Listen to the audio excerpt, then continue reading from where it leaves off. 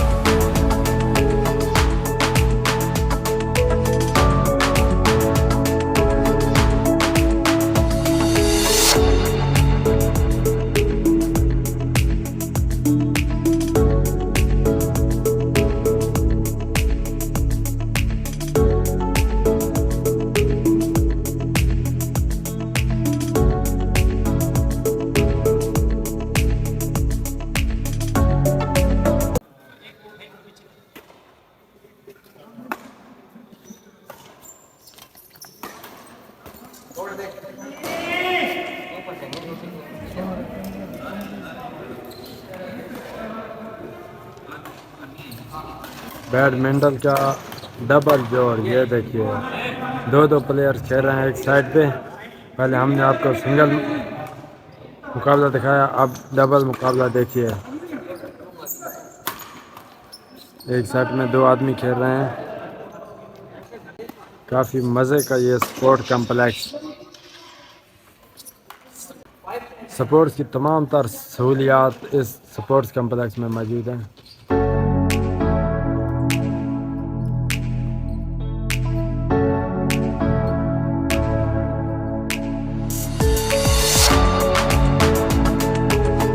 जी viewers, तो अब हम पहुंच चुके हैं जिम में। जैसे कि हमने आपको सारे स्पोर्ट्स कम्प्लेक्स का विज़िट करवाया, तो अब हम जिम में आ चुके हैं। आपको जिम का विज़िट भी करवाएंगे और साथ में जिम भी करेंगे। चलो जनाब, हम जिम शुरू करते हैं।